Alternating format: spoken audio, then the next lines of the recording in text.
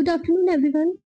तो कल के लेक्चर में हमने हमारा स्टार्ट किया था बीएससी, जिसमें हमने सेक्शन 6 तक बीएससी की कर ली थी। ठीक है, सेक्शन 1 में क्या था हमारा शॉर्ट टाइटल एंड कमेंसमेंट वगैरह। ठीक है, सेक्शन 2 में डेफिनेशंस थी, उसमें इंपॉर्टेंट डेफिनेशंस कौन सी थी? D document, E evidence, F fact, G facts and issue. ठीक है, ये 4 डेफिनेशन सबसे इंपॉर्टेंट थी।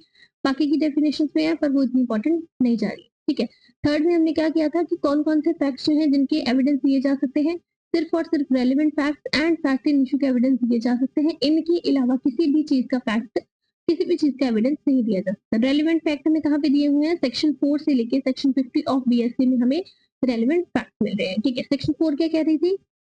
प्रेसिसिटी की बात कर रही थी कि अगर सेम ट्रांजैक्शंस हैं, ठीक है, तो भले ही वो फैक्ट इन इशू में रेलेवेंट फैक्ट में नहीं है, लेकिन अगर they are part of the same transaction तो वो रेलेवेंट होंगी। ठीक है, पांचवा में क्या बता रहा है कि कोई भी फैक्ट जो हमें ओकेजन, कॉज, इफेक्ट, अपॉर्चुनिटी वगैरह बता रहा है वो फैक्ट भी क्या होंगे? रेलेवेंट होंगे। सिक्स लास्ट में क्या किया था कि कोई भी ऐसे फैक्ट जो मोटिव, प्रिपरेशन, कंडक्ट बता रहे हैं वो भी रेलेवेंट होते हैं। ठीक है, कंडक्ट में हमारा सब्सिक्वेंट कंडक्ट भी आ जाएगा और प्रीवियस कंडक्ट भी आ जाएगा। ठीक है, और अगर कोई person in the form of complaint वो स्टेटमेंट दे रहा है, in the form of complaint कोई स्टेटमेंट दे रहा है तो वो स्टेटमेंट भी रेलेवेंट होगी। लेकिन अगर नॉर्मली दे रहा है विदाउट डूइंग एनी कंप्लेंट तो फिर वो रेलेवेंट नहीं होगी। ठीक है, इसके अलावा एक और चीज हमने देखी थी कि सिर्फ और सिर्फ स्टेटमेंट जो है वो रेलेवेंट नहीं होती। स्टेटमेंट जो है वो कंडक्ट को एक्सप्लेन कर रही होंगी तो वो रेलेवेंट मानी जाएगी। ठीक है, यहाँ तक हमने फिक्स किया था। Now moving to our section number 7, fact necessary to explain or introduce fact in issue or relevant fact। तो सेक्शन 7 क्या कह रही है कि कोई भी ऐसे फैक्ट्स हैं जो वैसे रेलेवेंट फैक्ट या फैक्ट इन इशू नहीं है, लेकिन जो हमारे फैक्ट इन इशू है या हमारे रेलेवेंट फैक्ट है उनको एक्सप्लेन करने के लिए या उनको इंट्रोड्यूस करने के लिए दे आर इम्पोर्टेंट, तो फिर वो रेलेवेंट फैक्ट हमारे बन जाएंगे। ठीक है,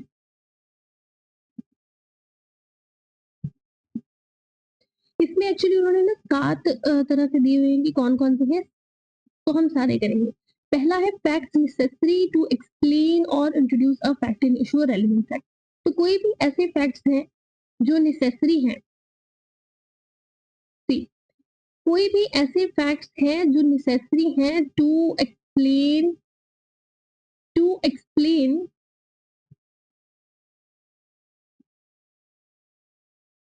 अ फैक्ट इन इशू और रेलेवेंट फैक्ट। तो वो क्या होंगे हमारे? कोई भी ऐसे फैक्ट्स जो एक्सप्लेन करने के लिए fact in issue relevant fact तो नेसेसरी है वो रेलेवेंट माने जाएंगे। अगर इंट्रोड्यूस करने के लिए है fact in issue relevant fact वो भी माने जाएंगे।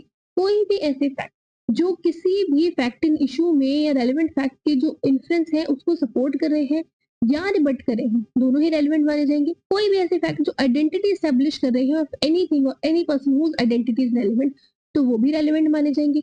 जो टाइम और प्लेस फिक्स कर रहे हैं किसी fact in issue relevant fact का वो भी रेलेवेंट माने जाएंगे। ठीक है, जो रिलेशन ऑफ पार्टीज शो कर रहे हैं वो भी रेलेवेंट माने जाएंगे। ठीक है, एक एक करके ही करते हैं।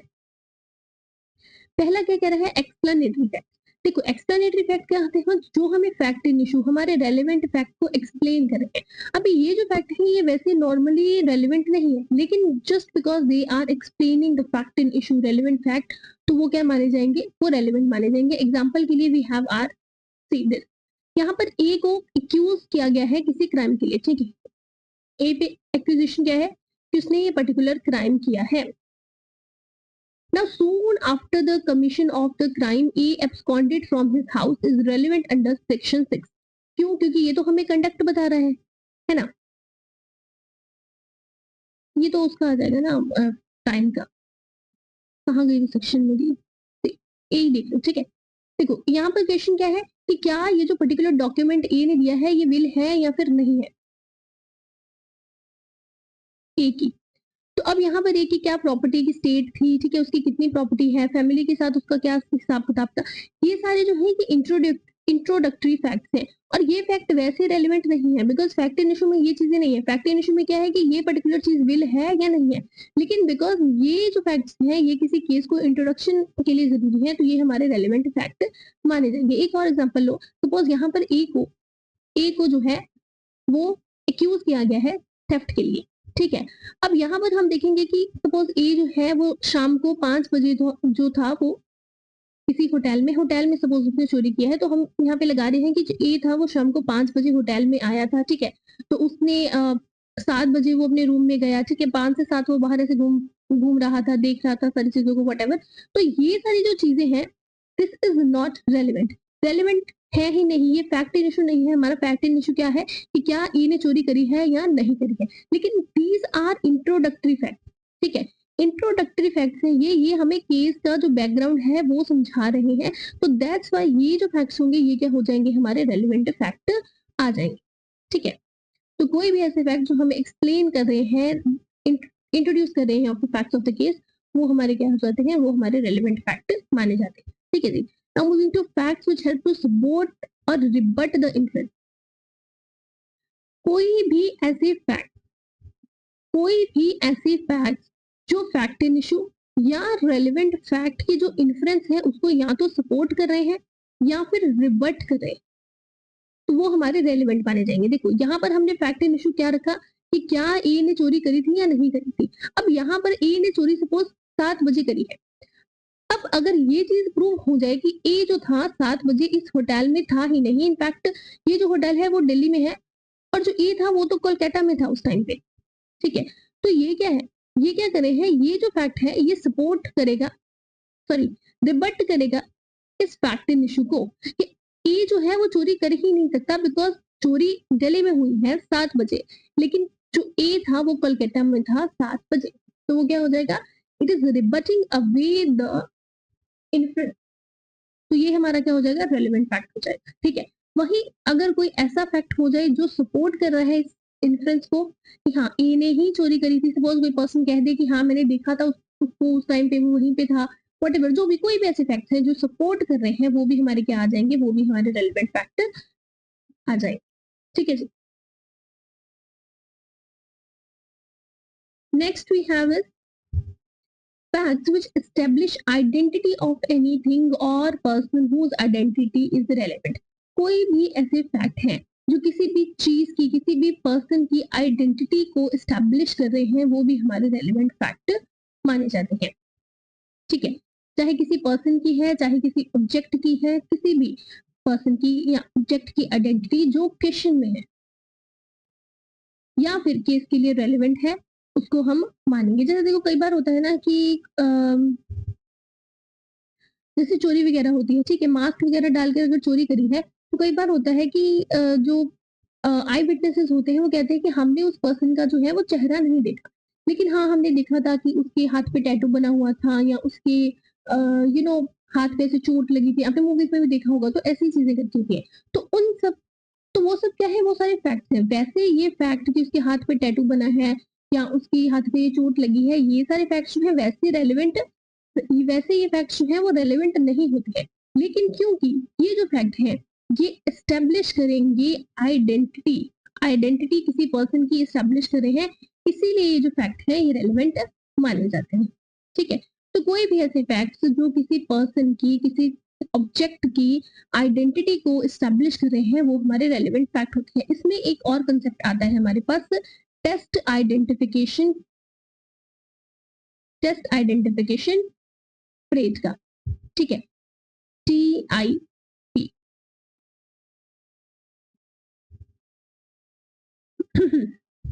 सी,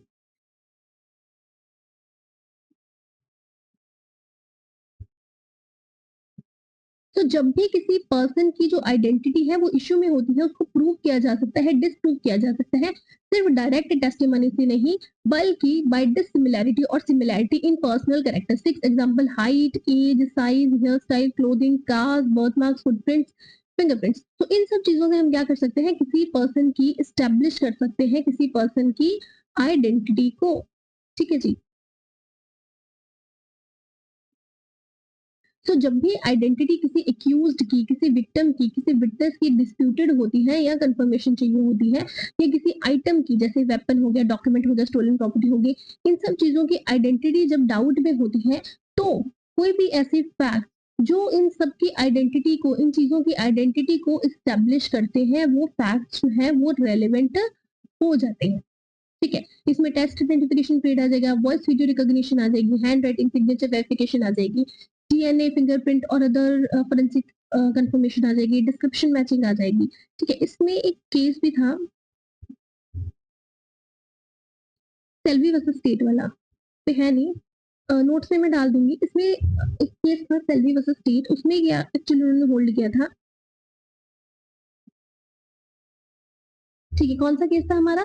सेल्वी वर्सेस स्टेट। इसमें उन्होंने क्या चीज हेल्ड की थी कि देखो ये जो डीएनए है, ये जो फिंगरप्रिंट वगैरह है, ये सारी चीजें, ये जो फिंगरप्रिंट वगैरह है, ये सारी चीजें तो ठीक है, लेकिन लेकिन जैसे ब्रेन मैपिंग हो गई, ठीक है, या फिर वो जो नार्को वाले टेस्ट वगैरह होते हैं, वो सब क्या है, वो बिना कंसेंट जो है वो नहीं किए जा सकते। क्यों? क्योंकि जो हमें हमारे कॉन्स्टिट्यूशन में सेल्फ इंक्रिमिनेशन का जो राइट है कि नो पर्सन इज बाउंड कि वो अपने खिलाफ खुद से गवाही दे, उन सब चीजों को वो क्या कर रहे हैं, उन सब चीजों के अगेंस्ट जा रहे हैं, उस हमारे कॉन्स्टिट्यूशन फंडामेंटल राइट को वायलेट कर रहे हैं।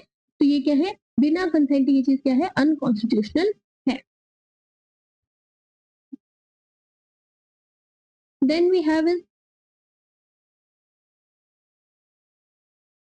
कोई भी ऐसे फैक्ट, हाँ उससे आगे, कोई भी ऐसे फैक्ट्स जो टाइम एंड प्लेस फिक्स कर रहे हैं और फैक्ट्स इन इशू और रेलेवेंट फैक्ट, वो क्या होंगे, वो भी रेलेवेंट होंगे।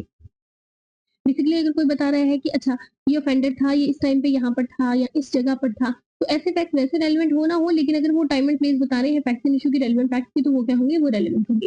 Next fact show the relationship between the parties.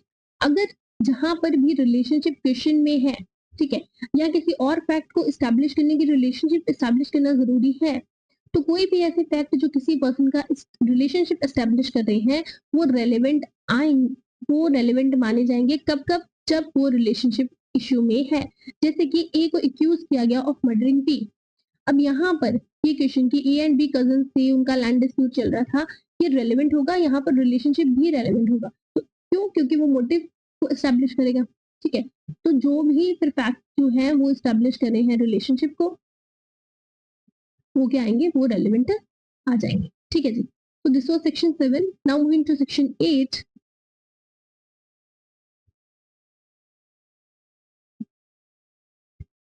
Section 8 हमारी क्या कह रही है, where there is reasonable ground, जहां पर भी रीजनेबल ग्राउंड है ये बिलीव करने के लिए कि दो या दो से ज्यादा पर्सन ने कॉन्स्पिरेसी करके कोई एक्ट किया है।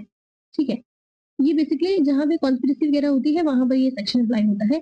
तो जहां पर भी रीजनेबल ग्राउंड है ये चीज को बिलीव करने के लिए कि दो या दो से ज्यादा पर्सन जो है उन्होंने एक साथ कॉन्स्पिरेसी करके कोई भी ऑफेंस किया है, या कॉन्स्पिरेसी की है किसी ऑफेंस को करने के लिए, किसी एक्शनेबल रॉन्ग को करने के लिए, तो कोई भी चीज जो कही गई है, करी गई है, लिखी गई है by any one of such person in reference to their common intention, ठीक है, अपनी कॉमन इंटरेस्ट के बारे में जो भी चीज लिखी गई है, after the time which such intention was first entertained by any of them is a relevant fact as against each of the person believe to be conspiring as well as for the purpose of proving the existence of the conspiracy as for the purpose of showing that any such person was a part to it। ठीक है। दोबारा से बताओ।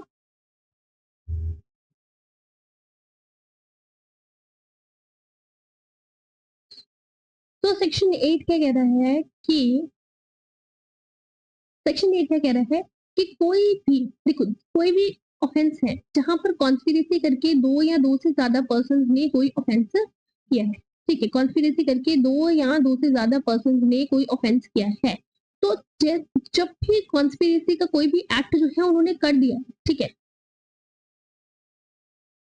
हाँ, क्योंकि ये चीज जरूरी है, after the time when such intention was first entertained by any one, ठीक है, तो जब एक बार वो इंटेंशन एंटरटेन हो चुकी है, यानी कि उनकी कॉन्स्पिरेसी जो है वो हो चुकी है और उस पर उन्होंने कोई ना कोई एक्ट भी कर दिया है, तो वहां से लेके उसके बाद तक कोई भी कॉन्स्पिरेटर अगर कोई भी एक्ट कर रहा है, कुछ कह रहा है, कुछ लिख रहा है, तो वो सारी जो चीजें हैं वो बाकी सबके अगेंस्ट भी रेलेवेंट होंगी। फॉर एग्जाम्पल के लिए देखो, यहाँ पर suppose A B C D E, ये पांचों के पांचों मिलके कॉन्स्पिरेसी करके सपोज कोई डिकॉइटी करने जा रहे हैं, ठीक है। अब यहाँ पर अब यहाँ पर ए ने सपोज जितने भी जो भी वो कहते हैं हथियार वगैरह, वेपन्स वगैरह, ठीक है, उन सब की प्रिपरेशन की, प्रोक्योरिंग की, ठीक है। बी ने सारी प्लानिंग की, सी एंड डी ने मिलके जितना भी बाकी की सारा जो भी जगह वगैरह थी वो सारी देखी, व्हाटएवर, ठीक है। एंड ई जो था वो इन सबको फंड्स प्रोवाइड कर रहा था, जो भी इन्होंने ये सब एक्ट करने हैं उन सब के लिए, ठीक है। अब यहाँ पर ए बी सी डी ई भले ही पांचों कभी एक दूसरे के साथ नहीं मिले, या फिर बी सी डी मिले हुए हैं, ए एंड ई आपस में कभी नहीं मिले, या फिर ए एंड ई इन तीनों के साथ कभी नहीं मिले, इससे कोई भी फर्क नहीं पड़ता। जिस टाइम पे फर्स्ट इनकी जो भी कॉन्स्पिरेसी है वो एंटरटेन हो चुकी है, उसके बाद ए बी सी डी ई कुछ भी कह रहे हैं, कुछ भी कर रहे हैं, कुछ भी एक्ट कर रहे हैं, लिख रहे हैं, in reference to their conspiracy, वो चीज बाकी सबके अगेंस्ट भी रेलिवेंट होंगी। जैसे ए ने अगर कोई स्टेटमेंट दी है या लिखी है, तो बी सी डी ई इन चारों के अगेंस्ट भी वो स्टेटमेंट क्या होगी, वो रेलिवेंट होगी। अभी पे लैंग्वेज पढ़े, अब हो जाएगा clear. See, where there is a reasonable ground to believe that two or more persons have conspired together to commit an offense or an actionable wrong, anything said, done, or written by any one of such persons in reference to their common intention after, ये चीज important है, ये मत भूल जाना, ठीक है। ये इंपॉर्टेंट है, after the time when such intention was first entertained by any one of them, ठीक है। उससे पहले अगर कर रहे हैं तो वो रेलेवेंट नहीं मानी जाएगी। जब एक बार उनकी इंटेंशन जो है वो एंटरटेन हो चुकी है, तो उसके बाद से अगर कोई भी स्टेटमेंट है तो वो रेलेवेंट मानी जाएगी। It is a relevant fact as against each of the persons believed, sorry, as against each of the persons believed to be so conspiring as well for the purpose of proving the existence of the conspiracy for the purpose of showing that any such person was a party to it. Clear? अभी ये जो illustration है जैसी मैंने दी है थोड़ी वैसी सी ही है, खुद से पढ़ लेना, अगर कोई डाउट होगा मुझसे पूछ लेना, ठीक है। Now moving to our section 9। Section 9 क्या बात कर रहा है, when facts not otherwise relevant becomes relevant. अब ये जो फैक्ट्स है, सेक्शन 9 जिन फैक्ट्स की बात कर रहा है, ये फैक्ट्स वैसे रेलेवेंट फैक्ट्स नहीं होते, बट वो रेलेवेंट बन जाते हैं। क्यों रेलेवेंट बन जाते हैं? If they are inconsistent with any fact in issue a relevant fact. कोई भी ऐसे फैक्ट, ठीक है, कोई भी ऐसे फैक्ट जो हमारे फैक्ट इन इशू या रेलेवेंट फैक्ट के साथ इनकंसिस्टेंट है, ठीक है, इनकंसिस्टेंट है, वो फैक्ट अपने आप ही हमारे रेलेवेंट फैक्ट बन जाए। ठीक, क्या कह रही है सेक्शन की, वैसे ये फैक्ट्स जो है ये हमारे रेलेवेंट फैक्ट नहीं होते, बट क्योंकि ये फैक्ट इन इशू या रेलेवेंट फैक्ट के साथ को एग्जिस्ट नहीं कर सकते, यानी कि अगर ये फैक्ट एग्जिस्ट कर रहा है तो ये एग्जिस्ट नहीं कर सकता, और अगर ये एग्जिस्ट कर रहा है तो ये एग्जिस्ट नहीं कर सकता। They are so inconsistent, they can't coexist. तो फिर वो फैक्ट्स जो है वो हमारे रेलेवेंट फैक्ट हो जाते हैं। क्यों हो जाते हैं? इनका पर्पस क्या है कि जो हमारी फैक्ट इन इशू है, जो हमारे रेलेवेंट फैक्ट है, उनकी जो इन्फ्लुएंस है उसको वो क्या करते हैं, रिबट करते हैं, इसीलिए वो रेलेवेंट बन जाते हैं। फॉर एग्जांपल, यहाँ पर जो एग्जांपल मैंने आपको दी थी कि सपोज कोई ऑफेंस हुआ है, दिल्ली में हुआ है, A is accused of doing any offence, ठीक है, कोई ऑफेंस हुआ है, दिल्ली में हुआ है, कितने बजे हुआ है, सपोज 5 बजे शाम को हुआ है।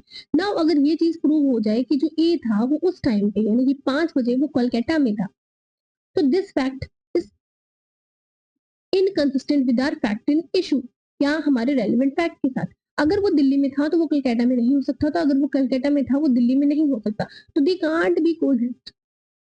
तो इसलिए क्या हो जाएगा, ये हमारा रेलेवेंट फैक्ट हो जाएगा। वैसे ये फैक्ट जो है ये रेलेवेंट फैक्ट नहीं है, हमें क्या करना है, वो कलकत्ता में था, दिल्ली में, बट क्योंकि हमारा फैक्ट इन इशू है तो इसलिए ये रेलेवेंट हो जाएगा।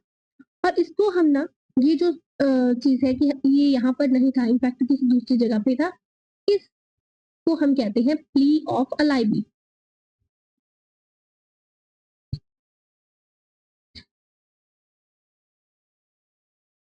Plea of alibi, which means elsewhere, ठीक है। प्ली ऑफ alibi का क्या मतलब होता है, elsewhere, कि वो उस टाइम पे वहां पे अवेलेबल ही नहीं था, भाई वो तो था ही कहीं और पे, वो तो ये क्राइम कर ही नहीं सकता, तो इसको हम क्या कहते हैं, प्ली ऑफ alibi। क्लियर? एक ये आ गया, और दूसरा क्या कह रहा है, इफ बाय देमसेल्व्स और in connection with other facts they make the existence or non-existence of any fact in issue or relevant fact highly probable or improbable. एक क्या आ गया इनकंसिस्टेंट है, दूसरा क्या कह रहा है इनकंसिस्टेंट तो नहीं है बट वो कोई भी ऐसे फैक्ट्स हैं जो फैक्ट इन इशू को या रेलेवेंट फैक्ट को हाईली प्रोबेबल या हाईली इम्प्रोबेबल बना देते हैं, ठीक है. If by themselves or in connection with other facts they make the existence or non-existence of any fact in issue or relevant fact highly probable or improbable. जैसे हम कह दें कि कोई भी ऐसे फैक्ट एग्जांपल के साथ समझाती हूँ, कोई भी ऐसे फैक्ट जो किसी फैक्ट इन इशू या रेलेवेंट फैक्ट की एग्जिस्टेंस को नॉन एग्जिस्टेंस को या तो हाईली प्रोबेबल बना रहे हैं या हाईली इम्प्रोबेबल बना रहे हैं, तो वो वाले फैक्ट्स भी क्या हो जाएंगे हमारे रेलेवेंट फैक्ट हो जाएंगे. फॉर एग्जाम्पल हम कह रहे हैं कि ए को एक्यूज किया गया है बी का मर्डर करने के लिए, ठीक है. अब अगर हम ये कह दें कि जो ए था ही वो तो वीक इतना बीमार था वो, ठीक है, बहुत ज्यादा वीक रह चुका है, that he was completely bedridden, ठीक है, वो पूरी तरह से बेडरिडन था. तो उससे इस चीज की इस फैक्ट एंड इशू की जो एग्जिस्टेंस है कि ए ने ही बी को मारा है, इस फैक्ट एंड इशू की जो एग्जिस्टेंस है वो हाईली इम्प्रोबेबल हो जाएगी. क्यों हो जाएगी? बिकॉज अगर वो बेडरिडन है, वो उठ ही नहीं सकता, चल ही नहीं सकता, तो वो मार कैसे सकता है किसी पर्सन को, ठीक है. तो कोई भी ऐसे फैक्ट जो किसी फैक्ट इन इशू की एग्जिस्टेंस और एग्जिस्टेंस को वो हाईली प्रोबेबल हाईली इम्प्रोबेबल बना रहे हैं, तो वो हमारे रेलेवेंट फैक्ट बन जाते हैं. क्लियर? नेक्स्ट.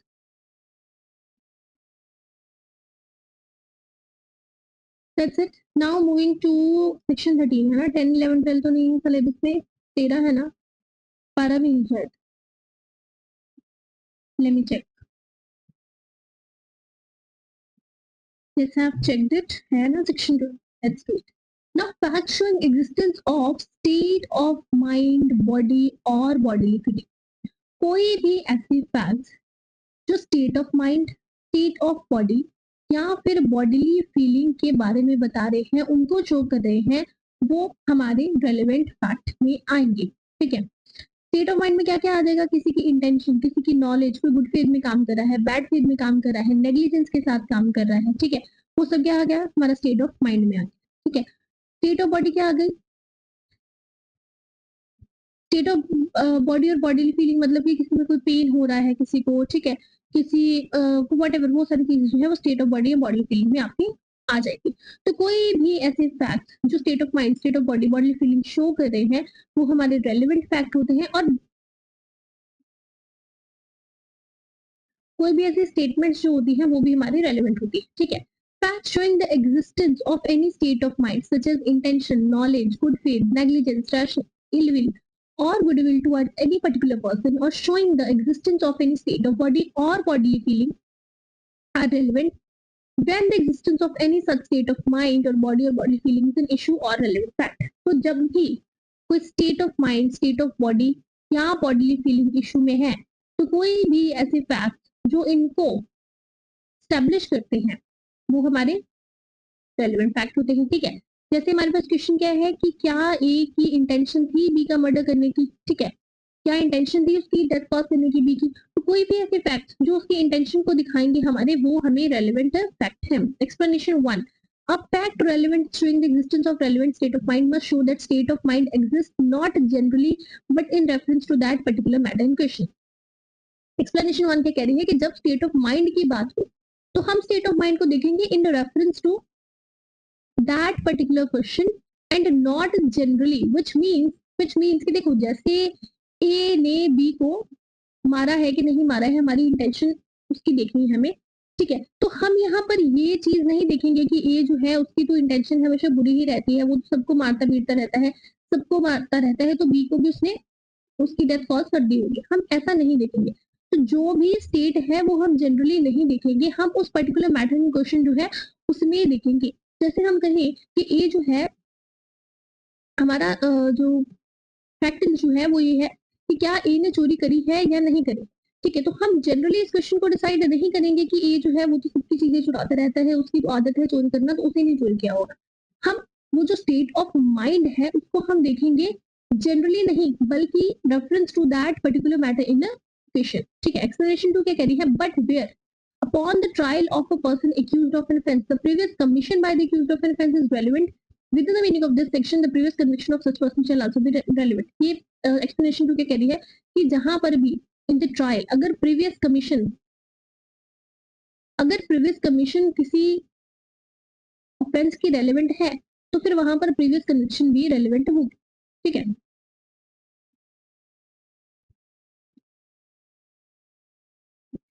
इलस्ट्रेशन 1 देखो, A is accused of receiving stolen goods, ठीक है। A को accuse किया जा रहा है कि वो क्या करता है, stolen goods को रिसीव करता है ये जानते हुए कि वो stolen है। Now it is proved that he was in possession of a particular stolen article, ठीक है। प्रूव क्या हो गया कि he was in possession of particular stolen article। The fact that at the same time he was in possession of many other stolen articles, अब उसी time पे उसके पास और भी बहुत सारे stolen articles मिले थे, ascending to show that he knew each and all of such article of which he was in possession to be stolen। तो यहाँ पर नॉलेज की बात हो रही है, ठीक है। स्टेट ऑफ माइंड है, तो ये नॉलेज की जो स्टेट ऑफ माइंड है इसको प्रूव करने के लिए ये फैक्ट उसके पास और भी स्टोलन आर्टिकल्स हैं वो रेलेवेंट होगा।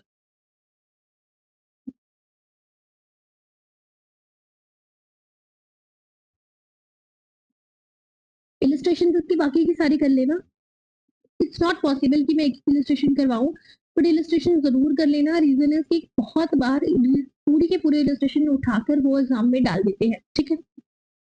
Next 13 section 13 fact bearing on question whether the act was in accidental or intentional.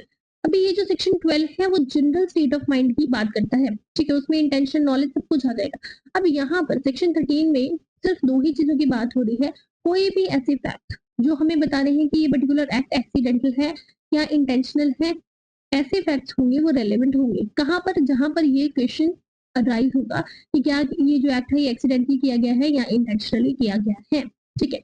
So when there is the question whether an act was accidental or intentional,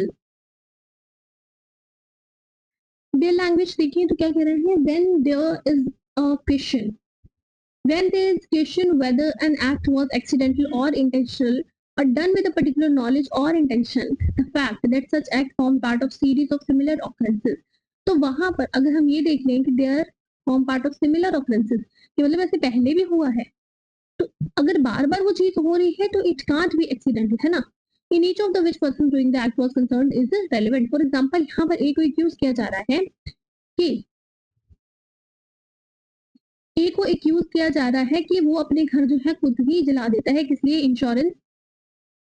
insurance लेने के लिए, ठीक है।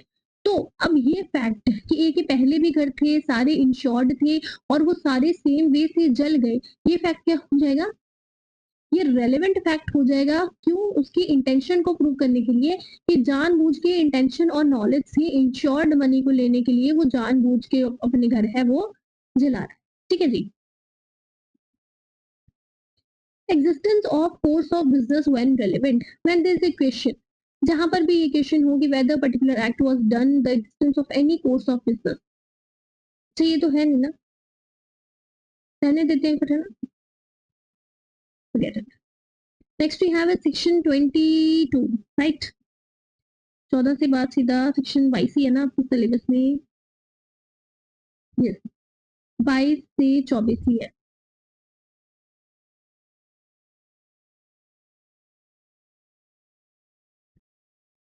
Section 22 very important बात कर रहा है confession की। कन्फेशन क्या होता है, कन्फेशन मतलब अपना जो ऑफेंस है वो मान लेना, ठीक है, अपना गिल्ट जो है वो मान लेना कि हाँ ये मैं ऑफेंस जो था, I was accused of this offence, ये ऑफेंस मैंने ही किया है, that is means confession. Confession हमेशा अक्यूज ही करता है, कोई दूसरा पर्सन कन्फेशन नहीं कर सकता। कन्फेशन हमेशा वॉलंटरली होनी चाहिए, अगर इनवॉलंटरली होगी तो वो कन्फेशन जो है वो रेलिवेंट नहीं मानी जाती, ठीक है जी।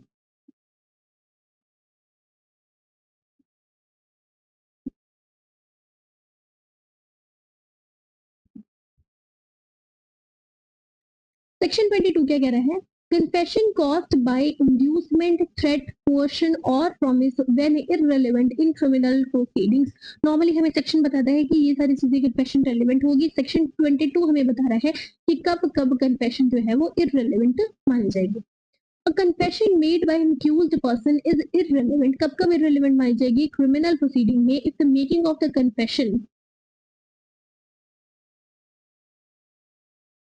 देखो वैसे कन्फेशन होती क्या है नॉर्मली, जैसे सपोज ए को एक्यूज किया गया है कि उसने बी की डेथ कॉज करी है। अब अगर यहाँ पर ए आके मान लेता है कि ए कह देता है कि हाँ मैंने ही बी की जो डेथ है वो कॉज करी है, तो दैट इज कन्फेशन। कन्फेशन मतलब आप डायरेक्टली अपना गिल्ट जो है वो एडमिट कर रहे हो, वो वो होती है कन्फेशन। ठीक है, तो सेक्शन 22 में बताता है कि किन किन केसेस में कन्फेशन जो है वो इररिलेवेंट मानी जाती है।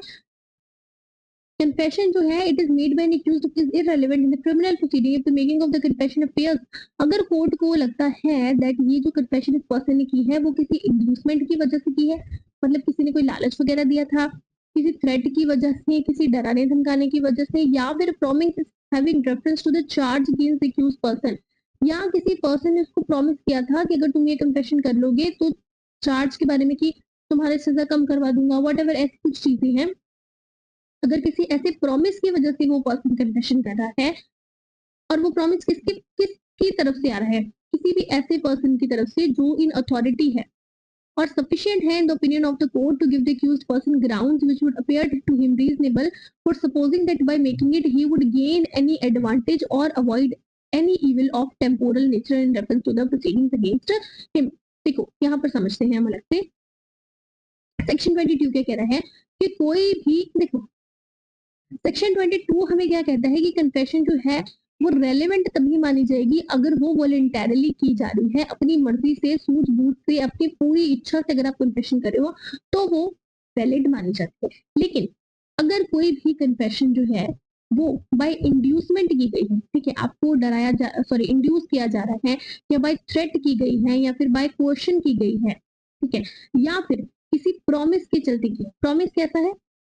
प्रॉमिस है in reference to the charge कि सपोज कोई भी ऐसा पर्सन जो इन अथॉरिटी में है, वो इन रेफरेंस टू चार्ज कोई प्रॉमिस करा है कि अगर तुम ये कन्फेशन कर दोगे तो मैं तुम्हारी सजा कम करवा दूंगा, ठीक है, या तुमको उतनी ज्यादा हार्डशिप से नहीं जाना पड़ेगा जो नॉर्मली तुमको जाना पड़ेगा। ऐसा कोई भी प्रॉमिस है जो किसी भी ऐसे पर्सन की तरफ से आ रहा है जो अथॉरिटी में है, and in the opinion of the court ये पर्सन जो प्रॉमिस कर रहा है वो काफी है एक्यूज्ड को बिलीव दिलवाने के लिए कि अगर वो ये कन्फेशन कर देता है तो उससे या तो उसे कोई एडवांटेज मिल जाएगा, ठीक है, या फिर कोई इविल उसको वो अवॉइड कर पाएगा। तो ऐसी कन्फेशन जो है वो क्या मानी जाएगी? इररिलेवेंट मानी जाएगी। तो कोई भी कन्फेशन जो इंड्यूसमेंट से, प्रॉमिस से, थ्रेट से, क्वेश्चन से आ रही है वो हम वॉलेंटरली ना मान के उसे वॉलेंटरली मान के उसको इररिलेवेंट कर देते, ठीक है। प्रोवाइडेड, अगर कोई भी कन्फेशन किसी पर्सन ने की है by any inducement, threat, question और प्रॉमिस, और उसके रिमूव होने के बाद तो वो रेलेवेंट मानी जाएगी। सपोज किसी पर्सन ने इंड्यूस किया था, या प्रॉमिस किया था, या थ्रेट दिया था, क्वेश्चन दिया था, लेकिन अब ये चीज जो है ये रिमूव हो चुकी है, ठीक है, ना वो इंड्यूसमेंट रही है, ना प्रॉमिस रहा है, ना थ्रेट रहा है, ना क्वेश्चन है, उसके बाद भी अगर कोई पर्सन कन्फेस कर रहा है तो फिर वो जो कन्फेशन है वो रेलेवेंट मानी जाती है, ठीक है। Provided further that if such confession is otherwise relevant, अगर कोई कन्फेशन वैसे रेलेवेंट है तो सिर्फ इस वजह से वो रेलेवेंट नहीं हो जाएगी कि उसको सीक्रेसी प्रॉमिस करके लिया गया था। कि अगर कोई कह रहा है कि ठीक है तुम मुझे ये चीज बता दो, आई प्रॉमिस मैं किसी को नहीं बताऊंगा, ठीक है, सिर्फ इस प्रॉमिस के लिए ली गई है तो वो इरेलीवेंट नहीं हो जाएगी। या फिर किसी तरीके से कोई डिसेप्शन करके कन्फेशन ली गई है तो भी वो रेलेवेंट नहीं हो जाएगी फॉर द पर्पस ऑफ, और व्हेन ही वाज ड्रंक, या फिर जब वो पी रखी थी उसने तब उसने कन्फेस किया है तो भी वो इरेलीवेंट नहीं हो जाएगी। और because it was made in answers to question which he would not have been answered, या उसने किसी ऐसे सवाल का जवाब दे दिया जिसको उसको जवाब देने की जरूरत नहीं थी और उसको नहीं पता था और उसने फिर भी दे दिया, तो सिर्फ इस वजह से वो इरेलीवेंट नहीं हो जाएगी। Whatever may have been the form of those questions, और because he was not warned, और जस्ट बिकॉज उसको वार्न नहीं किया गया था कि वो बाउंड नहीं है कन्फेशन देने के लिए, ठीक है, और इस चीज का जो एविडेंस है वो यूज किया जा सकता है उसके अगेंस्ट, इन वजह से वो इरेलीवेंट नहीं हो जाएगी। कौन कौन सी वजह है कि पहला तो प्रॉमिस ऑफ, कौन कौन सी वजह है हमारे पास? पहला तो प्रॉमिस ऑफ सीक्रेसी, ठीक है, दूसरा क्या है कि डिसेप्शन करी गई है, तीसरा ही वाज ड्रंक जब वो ली गई थी, ठीक है। दूसरा, it was made in answers to question जिसकी उसके आंसर देने की जरूरत नहीं थी। और लास्ट, उसको वार्न नहीं किया गया था, जिसको वार्न नहीं किया गया था that he is not bound to make a such confession। तो ये 5 चीजें हैं, अगर इन 5 में वो भी रहे तो भी वो कन्फेशन जो है वो रेलेवेंट रहती है। कन्फेशन इररेलेवेंट कब रहती है? जब जो है वो इंड्यूसमेंट से, थ्रेट से, कोएर्शन से, प्रॉमिस से की गई है, तो वो इररेलेवेंट रहती है, ठीक है। Now section 23 confession to police officer. देखो ये तो सबको पता होगा कि कोई भी कन्फेशन जो पुलिस ऑफिसर को दी जाती है वो इररेलेवेंट ही रहती है, कोई फर्क नहीं पड़ता कि वो कन्फेशन आपने कैसे भी दी है। कोई भी कन्फेशन जो पुलिस ऑफिसर को दी जा रही है, it is going to be irrelevant, ठीक है। क्या पुलिस ऑफिसर के सामने किसी पर्सन को दी जा रही है वो भी इररेलेवेंट रहता है, एक्सेप्ट वो मजिस्ट्रेट ना हो। So no confession made to a police officer shall be proved as against a person accused of any offense. No confession made by any person while he is in the custody of police officer। अब police officer को दे रहे हो या फिर custody of police officer में किसी और person को दे रहे हो, वो भी रेलिवेंट नहीं रहेगी अनलेस वो जो कन्फेशन है वो in the immediate presence of magistrate आप नहीं दे रहे, ठीक है। तो किसी पुलिस ऑफिसर को दी जा रही है या in the custody of police officer दी जा रही है, दोनों ही कन्फेशन रेलिवेंट है अनलेस वो कन्फेशन मजिस्ट्रेट के सामने नहीं दी जा रही।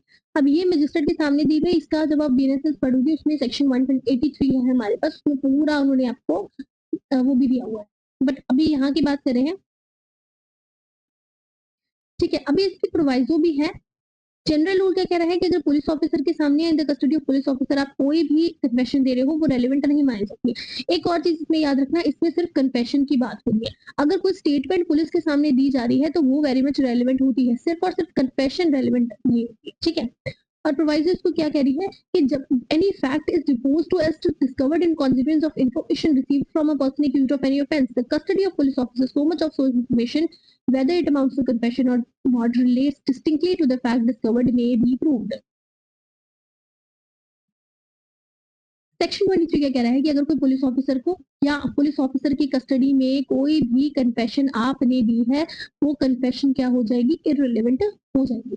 लेकिन सेक्शन 23 की प्रोवाइजो हमको कह रही है कि अगर कोई ऐसा फैक्ट है, ठीक है, कोई ऐसी स्टेटमेंट दी है, कोई ऐसा फैक्ट है जो पुलिस ऑफिसर को दिया है और उससे वो चीज डिस्कवर हो चुकी है, जैसे फॉर एग्जांपल एक वो जो है वो एक्यूज किया गया है कि उसने बी का मर्डर किया है। अब यहाँ पर अगर ये कह देता है कि हाँ मैंने उसका मर्डर किया है, मैंने उसका मर्डर गन से किया था या किसी नाइफ से किया था, और वो जो नाइफ है वो मेरे घर के गार्डन में मैंने पीछे उसको दबा के रखा है, गार्डन में उसको मैंने दफना के रखा है ठीक है। तो ये this much of the information अगर हमारी उससे डिस्कवरी हो जाती है, सपोज वहां से वो नाइफ जेन्युइनली मिल जाती है, तो this much of the information, तो this much of the information ये जो है ये क्या हो जाएगी?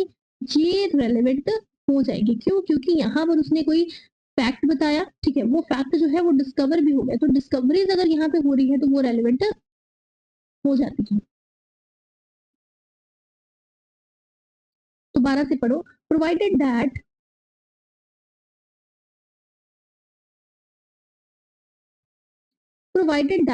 when any fact is deposed to as discovered in consequence of such information received from a person accused of an offense in the custody of police officer, so much of such information, whether it amounts to confession or not, relates distinctly to the fact discovered may be proved। Okay, moving to next section, section 24. Consideration of proved confession affecting person making it and others jointly under trial for same offense। यहाँ पर बात किसकी की जा रही है? जहां पर भी एक से ज्यादा पर्सन अगर उनको एक साथ ट्राई किया जा रहा है तो यहाँ पर उनकी बात की जा रही है, ज्वाइंट ट्रायल की बात की जा रही है, ठीक है। So when more persons than one are being tried jointly for the same offense and a confession made by one of such persons affecting himself and some other of such persons is proved, the court may take into consideration such confession as against such other person as well as against the person who makes such confession। ठीक है जी। अब इसमें ना 2-3 चीजें हैं and section is very much interesting, ठीक है, ध्यान से देखना। सेक्शन 24 हमें क्या कह रहा है कि कोई भी ऑफेंस है जहां पर जॉइंट ट्रायल हो रहा है, ठीक है, क्या हो रहा है? जॉइंट ट्रायल हो रहा है। यानी कि एक से ज्यादा पर्सन, यानी कि 2 और मोर पर्सन का ट्रायल हो रहा है। For example A B C D, ये 4 बंदों का एक साथ ट्रायल हो रहा है। यहाँ पर अगर कोई भी एक पर्सन कन्फेशन दे रहा है, सपोज ए ने कन्फेस कर लिया अपना क्राइम, तो वो जो कन्फेशन है, तो ये जो कन्फेशन है, इसको हम, इसको जो कोर्ट है वो बी सी डी इनके अगेंस्ट भी कंसिडर करेगा। क्यों? क्योंकि यहाँ पर ज्वाइंट ट्रायल हो रहा है, उनको सेम ऑफेंस के लिए ट्राई किया जा रहा है। तो जब सेम ऑफेंस के लिए ट्राई किया जा रहा है, तो अगर एक पर्सन अपनी कन्फेशन दे रहा है, तो बाकी सबके अगेंस्ट भी उसको कंसिडर किया जाता है। इसमें 2 और चीजें आती हैं। पहला सपोज कि ए बी सी डी ई, ठीक है, ये 5 लोग हैं, इन्होंने मिलकर कोई ऑफेंस किया है। यहाँ पर ए बी सी डी, ठीक है, इनको एक साथ ट्राई किया जा रहा है, ई को अलग से ट्राई किया जा रहा है। तो यहाँ पर ए ने जो भी कन्फेशन दी है वो B C D against consider की जाएगी, ठीक है, कंसिडर की जाएगी बी सी डी के अगेंस्ट। ई के अगेंस्ट नहीं की जाएगी, ठीक, क्योंकि भले ही उन्होंने ऑफेंस सेम किया था, बट उनका जो ट्रायल है वो जॉइंट नहीं हो रहा। तो जहां पर जॉइंट ट्रायल होगा, उन लोगों के अगेंस्ट ही वो जो कन्फेशन है वो रेलेवेंट मानी जाती है, वो कंसिडर की जाती है। दोबारा से बता रही हूँ कि अगर ए बी सी डी इन ई, ठीक है, इन 5 ने मिलके, या ई को छोड़ दो, है ना, कंफ्यूज कर रहा है फालतू, ठीक है, ए बी सी डी इन चारों ने मिलके कोई ऑफेंस किया, और इससे ए बी सी इन तीनों को एक साथ ट्राई किया जा रहा है, डी को अलग से ट्राई किया जा रहा है। तो ए जो भी कन्फेशन देगा वो बी एंड सी के अगेंस्ट रेलेवेंट मानी जाएगी, पर डी के अगेंस्ट नहीं मानी जाएगी, क्योंकि उसका जो ट्रायल है वो जॉइंट ट्रायल नहीं हो रहा। वहीं पे अगर मान लो कि ए बी सी डी, ठीक है, इन चारों का जॉइंट ट्रायल हो रहा है, और उसमें जो डी है वो एब्सकॉन्ड हो चुका है, मतलब भाग गया है, उसके अगेंस्ट प्रोक्लेमेशन वगैरह सब इशू है, लेकिन वो भगौड़ा है। तो अभी यहाँ पर ए बी सी डी इन चारों का हो तो जॉइंट ट्रायल ही रहा है ना, लेकिन क्योंकि डी यहाँ पे है नहीं, तो अगर उस केस में अगर ए कोई भी स्टेटमेंट, कोई भी कन्फेशन दे रहा है, तो वो बी सी एंड डी तीनों के अगेंस्ट ही रेलेवेंट मानी जाएगी। क्यों? क्योंकि डी का हो तो जॉइंट ट्रायल ही रहा है, just because he is absconded उसको हम अलग से थोड़ी मान लेते हैं, ट्रायल तो उसका भी जॉइंट ही हो रहा है, तो उसके अगेंस्ट भी वो स्टेटमेंट जो है वो रेलेवेंट होगी। क्लियर हो गया? अभी ये एक्सप्लेनेशन में दिया हुआ है एक्चुअली उन्होंने। Explanation 1 क्या कह रही है? Offense as used in this section includes the abatement of attempt to commit the offense. तो मतलब कि इसमें offense में abatement और attempt दोनों ही आ रहे हैं, ठीक है, इसमें तो कुछ है। Explanation 2 क्या कह रही है? Trial of more persons than one held in absence of the accused who has absconded or who fails to comply with the proclamation issued under section 84 of Bharatiya Nagrik Suraksha Sanhita shall be deemed to be a joint trial for the purpose of this section. कि अगर कोई abscond वगैरह हो जाएगा तो हम क्या मानेंगे कि joint trial ही हो रहा है, तो of course उसके अगेंस्ट में जो स्टेटमेंट है वो जो कन्फेशन है वो रेलेवेंट मानी जाती है, ठीक है। एडमिशन है नहीं आपके उसमें ना। Now moving to section 26, Indian evidence act में इट वाज सेक्शन 32, ठीक है, डाइंग डिक्लेरेशन वाला सेक्शन भी यही है। 2 मिनट दे दो मेरे को, पढ़ते हैं आगे। हाँ जी, एक यही सेक्शन है अभी जिसमें थोड़ा सा टाइम लगेगा, उसके बाद तो जितने भी सेक्शन है वो फटाफट होने वाले सेक्शन है। और एक आई थिंक इसमें आपको 47 वाला भी है ना, करेक्टर वाला भी है, 47 49, थोड़ा सा टाइम इसमें लगता है, लेकिन इतना नहीं लगता, ठीक है, बाकी तो फटाफट हो जाएगा।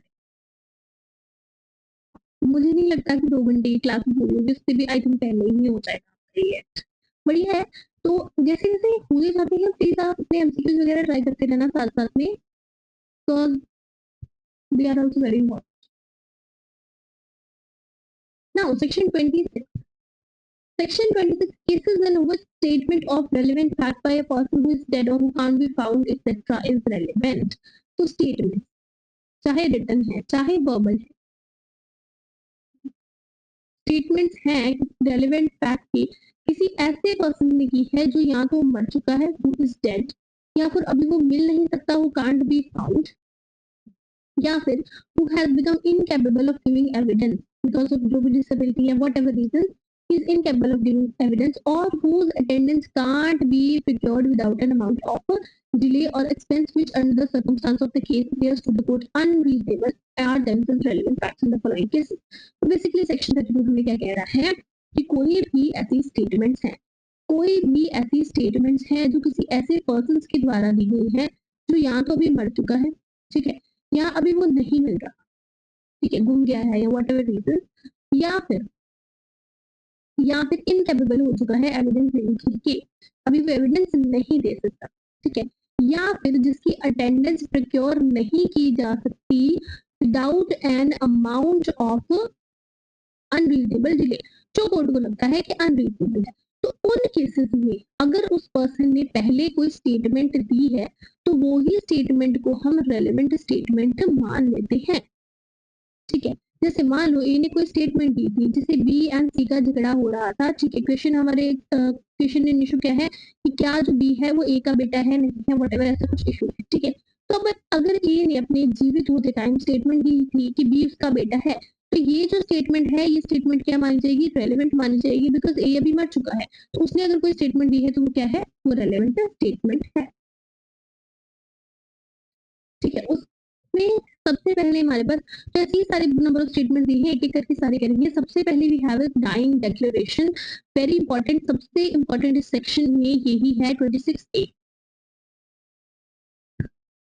26A बात किसकी करता है, डाइंग डिक्लेरेशन की। डाइंग डिक्लेरेशन क्या है, मतलब नाम से ही पता चल रहा है कि जो पर्सन मर रहा है, ठीक है, वो डिक्लेयर कर रहा है, क्या डिक्लेयर कर रहा है, कॉज ऑफ हिज डेथ।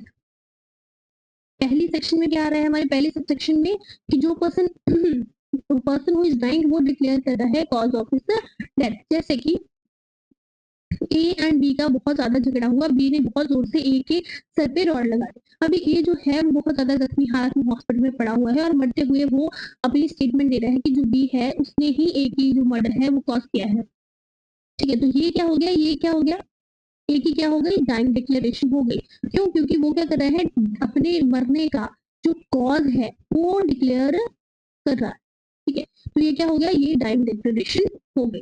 तो जो भी पर्सन अपने मरने का रीजन बता रहा है as to cause of death, वो हमारी डाइंग डिक्लेरेशन होती है। When the statement is made by a person as to cause of his death, as to any of the circumstances of the transaction which resulted in his death, in cases of which the cause of that person's death comes into question। कितनी cases में cause वहां पे ही ना जहाँ पे question में आएगा कि क्यों डेथ हुई, कैसे डेथ हुई। Some statements are relevant whether the person who made them was or was not at the time when they were made under expectation of death। अभी जरूरी नहीं है कि जिस पर्सन ने जिस टाइम पे स्टेटमेंट की थी वो एक्सपेक्टेशन ऑफ डेथ, हो सकता है जिसको लगता हो कि वो बच जाए, लेकिन फिर भी अगर उसने कोई ऐसे स्टेटमेंट दी और स्टेटमेंट देने के बाद वो मर गया तो वो डाइंग डिक्लेरेशन में ही आएगा। And whatever may be the nature of the proceeding in which the cause of his death comes into question, ठीक है, क्लियर है।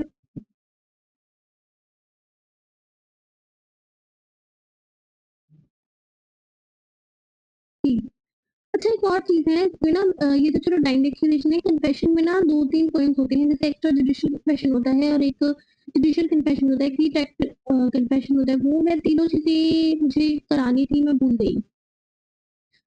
तो ये सेक्शन 26 कंप्लीट कर लेते हैं, उसमें वो 2 मिनट का कंसेप्ट है वो कर लेंगे, है ना।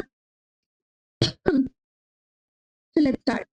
अभी सेक्शन 26 का ये डाइंग डिक्लेरेशन का जो कंसेप्ट है वो कहाँ से ओरिजिनेट हुआ था, from the phrase latum mortem which means words spoken before death। तो मरने से पहले जो भी वर्ड्स हैं that is dying declaration. Magazine क्या है हमारा, नेमो मॉरिशियस प्रेसिमिटर मेंटाइल, मतलब कि मरने से पहले कोई भी इंसान जो है झूठे नहीं बोलता। A person who is about to die is not expected to lie, कि जो मरने वाला है वो झूठ नहीं बोलेगा, है ना। Dying declaration refers to a statement whether oral or written made by an individual regarding the cause of their death। ठीक है, किसके बारे में होती है, अपने डेथ की कॉज के बारे में, चाहे बाय होमिसाइड है चाहे बाय सुसाइड है, और the circumstances leading to it. Such statements are treated as reliable and trustworthy evidence because it is generally believed that individuals facing imminent death are unlikely to speak falsely. Since the victim is often the sole eyewitness, their statement carries significant weight and can't be सारा कुछ पढ़ लेना, ठीक है। Main हम चलते हैं यहाँ पे, फॉर्म ऑफ टाइम डिक्लेरेशन कैसी हो सकती है, ओरल भी हो सकती है, रिटन भी हो सकती है, बाय जेस्चर साइंस भी हो सकती है, ठीक है। प्रेफरली कौन रिकॉर्ड करेगा, मजिस्ट्रेट करेगा, उसके अलावा doctor, police officer, even a private person जो है वो भी रिकॉर्ड कर सकता है। Evidential value, dying declaration substantive evidence होती है, कब कब जब मजिस्ट्रेट उसको रिकॉर्ड करता है तब, ठीक है। बाकी अगर डॉक्टर पुलिस करे हैं तो भी हो सकती है, लेकिन उसका चेक करना पड़ेगा वीडियोस वगैरह का, ठीक है। Conviction can be based solely on a truthful and reliable dying declaration, ठीक है। डाइंग डिक्लेरेशन जो है किसी भी पर्सन के द्वारा रिकॉर्ड की जा सकती है, बट अगर जुडिशियल रजिस्टर करे तो सबसे ज्यादा रिलायबिलिटी एंड स्ट्रेंथ होती है, हाईएस्ट एविडेंशियरी वैल्यू होती है। ठीक है जी, इतना ही डाइंग डिक्लेरेशन में करना जरूरी है। दोबारा से बता रही हूँ, dying declaration 26 sub clause A में दिया गया है। डाइंग डिक्लेरेशन मतलब कोई भी पर्सन जब अपनी डेथ का कारण, ठीक है, अपनी डेथ का कॉज डिक्लेयर कर रहा है, वो बता रहा है कि कैसे, किन सर्कमस्टांसेस की वजह से, किस कॉज की वजह से उसकी डेथ हुई है, तो वो डाइंग डिक्लेरेशन में आ जाता है।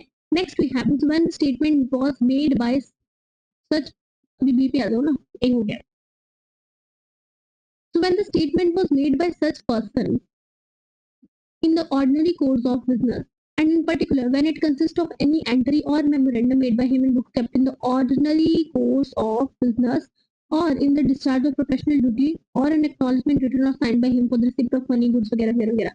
So listen to me, very important, sorry, very simple।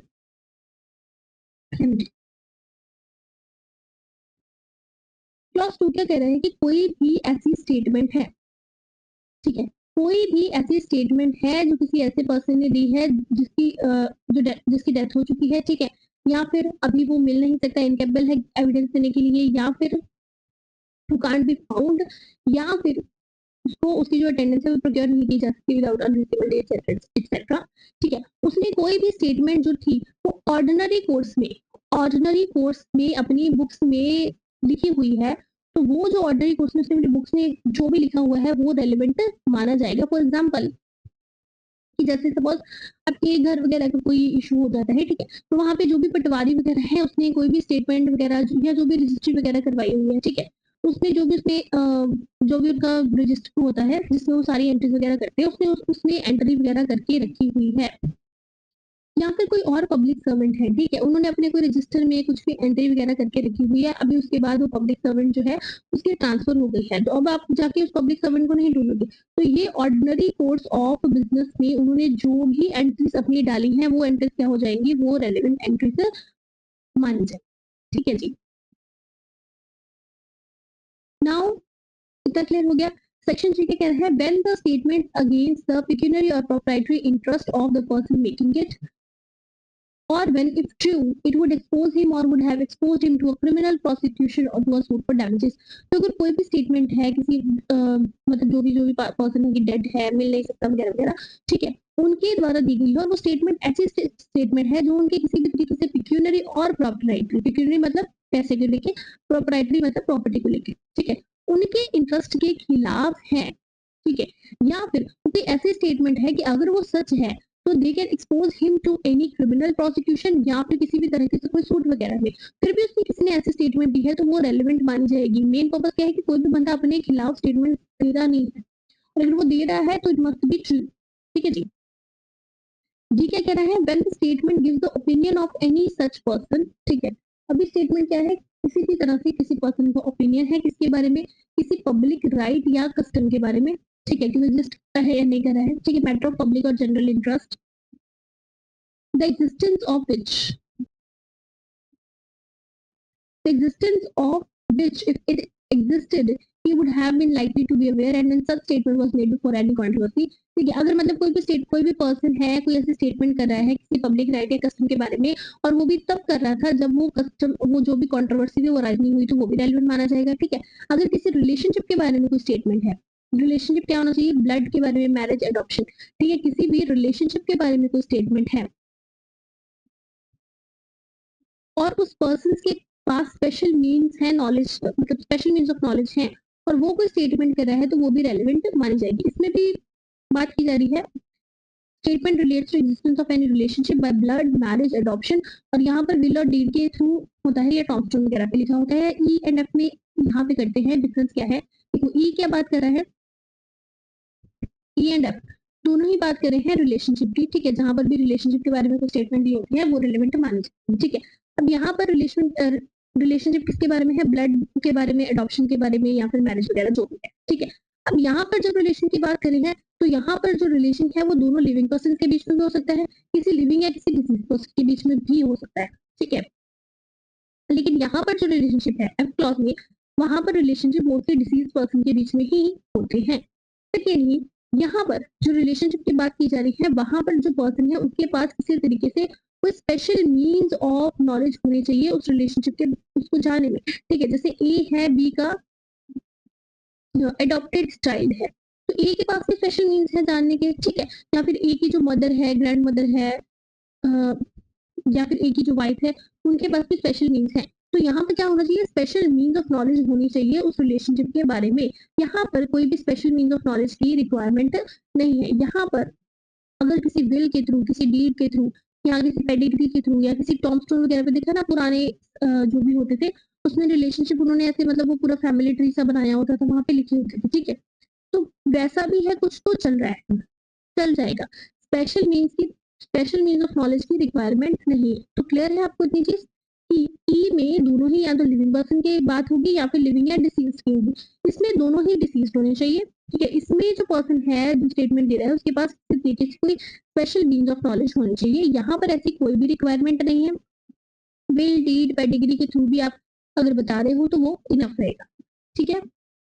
और दोनों ही केसेस में ये जो स्टेटमेंट है वो कब होनी चाहिए, before the question in dispute was arised और रेज्ड, ठीक है जी। लास्ट जी है, sorry second last, when the statement is contained in any deed, will or other document which relates to any such transaction as is section 11 ए इसके बारे में बात करता है। सेक्शन 11 ए बेसिकली बात करता है राइट वगैरह के बारे में, पब्लिक राइट और वगैरह वगैरह। उसके लिए सेक्शन 11 करना पड़ेगा फिर आपको।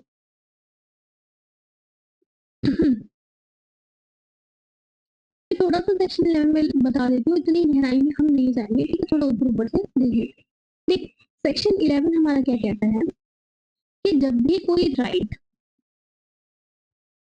क्वेश्चन में आता है कि ये जो राइट है ये एग्जिस्ट कर रहा है या फिर नहीं एग्जिस्ट कर रहा है, तो कोई भी ऐसी ट्रांजेक्शन, ट्रांजेक्शन समझते हैं क्या होती है, जैसे सेल आप कर रहे हो, परचेज कर रहे हो, मॉर्गेज कर रहे हो वगैरह वगैरह, है ना, जब हम ट्रांजेक्शन कहते हैं।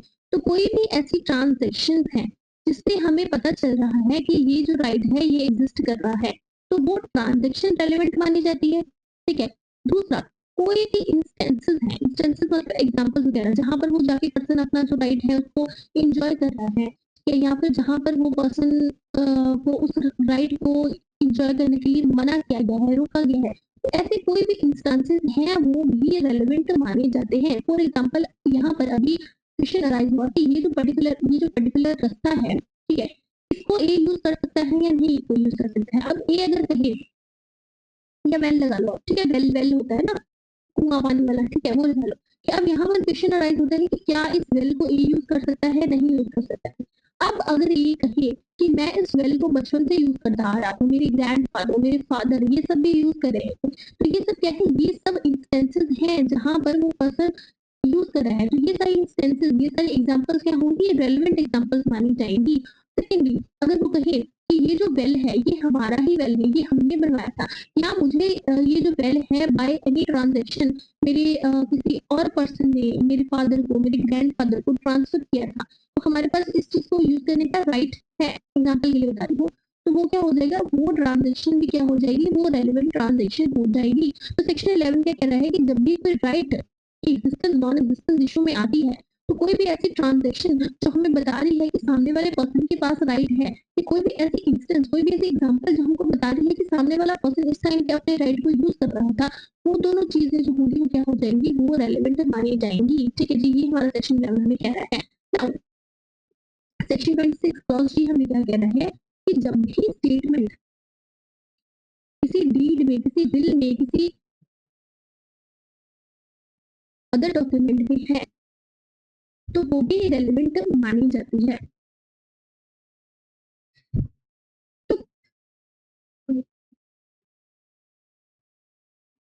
तो कोई भी ऐसी स्टेटमेंट है, तो कोई भी ऐसी स्टेटमेंट है इस ट्रांजैक्शन के बारे में, कोई भी ऐसी स्टेटमेंट है इस ट्रांजैक्शन के बारे में, किसी भी विल में, किसी भी डीड में, या किसी भी और डॉक्यूमेंट में, तो ये चीज क्या हो जाएगी, ये रेलेवेंट हो जाएगी। ये हमें सेक्शन 26 क्लॉज जी बता रहा है।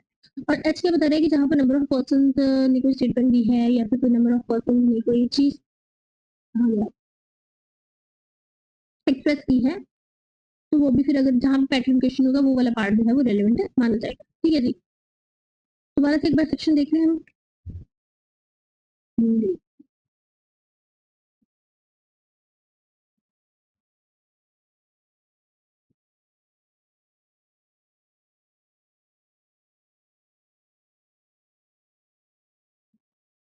सेक्शन 26,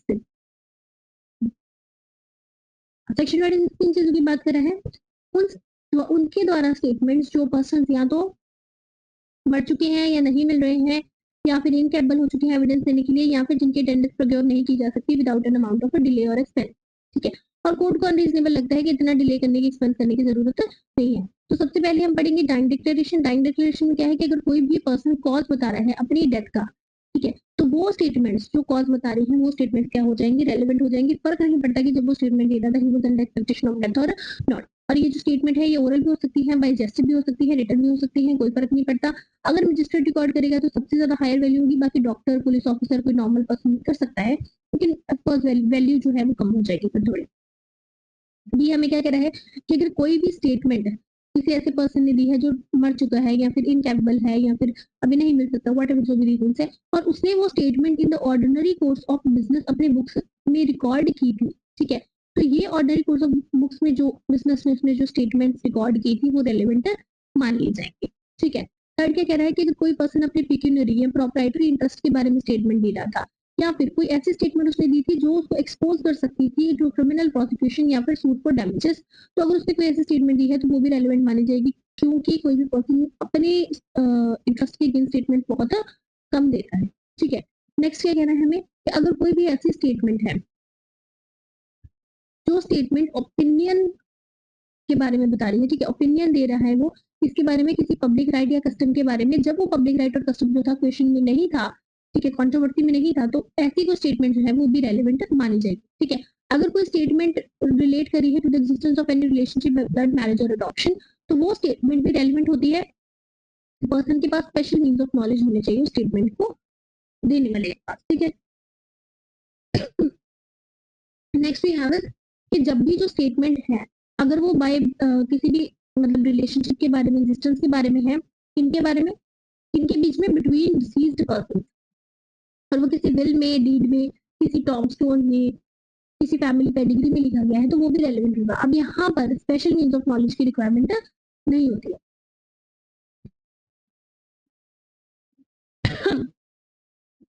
ये बात कर रहा है कि जो 11A में हमने ट्रांजेक्शन दी, ठीक है, ट्रांजेक्शन की बात की थी, उन ट्रांजेक्शन के बारे में अगर किसी ने कोई स्टेटमेंट दी है किसी विल में, किसी डीड में, किसी डॉक्यूमेंट में, तो ये चीज भी जो है वो रेलेवेंट हो जाएगी। और यहाँ पर जहाँ पे नंबर ऑफ पर्सन स्टेटमेंट दे रहे हैं तो वो रेलेवेंट हो रही है। ठीक है, इलस्ट्रेशन खुद से देख लेना।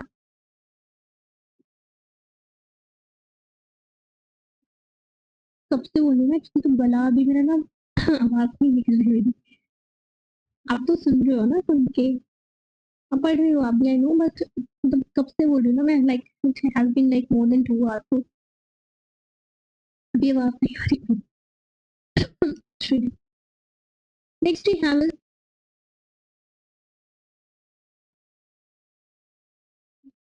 अभी सिलेबस में कहा 39 से लेके 45 तक है ना, 39, 39 से 45, ये इतना ज्यादा लंबा नहीं है, हो जाएगा, बट ओपिनियन ऑफ एक्सपर्ट्स ही तो है, इसमें फटाफट हो जाएगा, कुछ नहीं करने वाला। तो opinion of third person when relevant, देखो नॉर्मली क्या होता है, पहली बात तो ओपिनियन ही रेलेवेंट नहीं होते हमारे यहाँ पे, ठीक है, और किसी थर्ड पर्सन के तो बिल्कुल ही नहीं होते, लेकिन देयर आर सर्टेन थिंग्स जहाँ पे थर्ड पर्सन के ओपिनियंस भी रेलेवेंट माने जाते हैं। सबसे पहले ओपिनियन ऑफ एक्सपर्ट्स, जब भी कोर्ट को ओपिनियन फॉर्म करना होता है on a point of foreign law or of science or art or of any other field, or as to identity of handwriting or finger impressions, opinions upon that point of person specially skilled in such foreign law, science or art or any other field, or in question as to identity of handwriting or fingerprints is relevant, and such persons are called experts. तो देखो court के पास तो ये science, art, other fields के बारे में knowledge नहीं है, ठीक है, तो जब भी कोर्ट को किसी साइंस, किसी आर्ट या किसी फॉरेन लॉ के बारे में या किसी हैंड राइटिंग या रिप्रेशन के बारे में ओपिनियन बनाना होता है, तो कोर्ट क्या करता है, हेल्प लेता है एक्सपर्ट। ठीक है,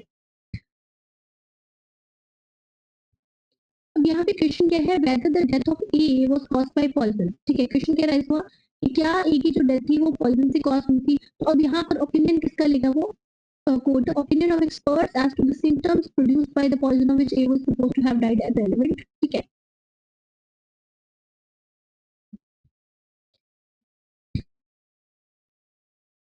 Next section 40. Fact bearing upon opinions of expert. Fact not otherwise relevant. देखो जो भी facts है वैसे relevant नहीं है, but अगर वो fact सपोर्ट कर रहे हैं या फिर रिबट कर रहे हैं ओपिनियंस ऑफ द एक्सपर्ट्स तो वो रेलेवेंट हो जाएंगे. यहाँ पर the question is whether he was poisoned by certain poison. The fact that other persons who were poisoned by that person exhibited certain symptoms which express affirm or deny to be symptoms of that poison is relevant. ठीक है. अब question यहाँ पे क्या है राजू कि ए को क्या सेम पॉइजन दिया गया है या नहीं दिया गया. अब बी सी डी इनको भी सेम पॉइजन की सेम की डेथ हुई थी. अब इनके सिम्टम्स ए जैसे थे या नहीं थे, ये चीज क्या हो जाएगी, ये रेलेवेंट हो जाएगी. क्यों? क्योंकि ये क्या कर रही है, एक्सपर्ट का जो ओपिनियन है उसके साथ उसको या तो ये सपोर्ट करेंगे या फिर रिबट में करेंगे. ठीक है जी. Now opinion as to handwriting and signature when relevant. जब भी ओपिनियन लेना होता है हैंडराइटिंग के ऊपर या सिग्नेचर के ऊपर, जब भी ओपिनियन फॉर्म करना होता है तो कोर्ट क्या करता है, the opinion of any person who is acquainted with the handwriting of the person by whom it is supposed to be written or signed that it was not written or signed by that person is the relevant fact. देखो अगर ए है यहाँ पर, ठीक है, और B जो है वो हमेशा बी को चिट्ठियां भेजा करता था, तो जाहिर सी बात है कि बी जो होगा वो पर्सन को पता होगा कि ए की हैंडराइटिंग कैसी है. तो अगर कभी कोर्ट को ओपिनियन फॉर्म करना है ए की हैंडराइटिंग के बारे में तो ए क्या कोर्ट क्या करेगा, वो बी से क्या लेगा, बी से ओपिनियन लेगा कि क्या ये जो हैंडराइटिंग है ये ए की हैंडराइटिंग है या नहीं है. ठीक है. और हम कब मानते हैं कि पर्सन जो है acquainted है with the handwriting of that person. A person is said to be acquainted with the handwriting of another person when he has seen that person write.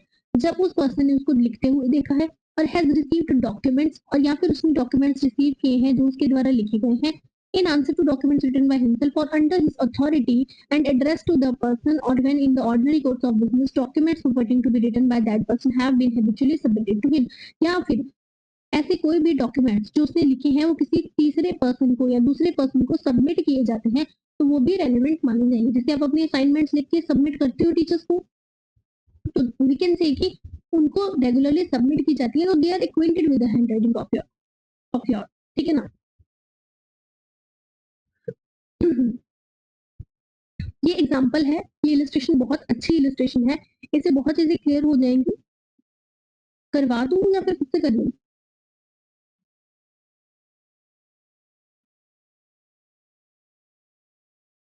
तो करवा ही देती हूँ ना, 2 मिनट लगेंगे, क्या फर्क पड़ेगा, वैसे भी है हमारे पास अभी तो टाइम.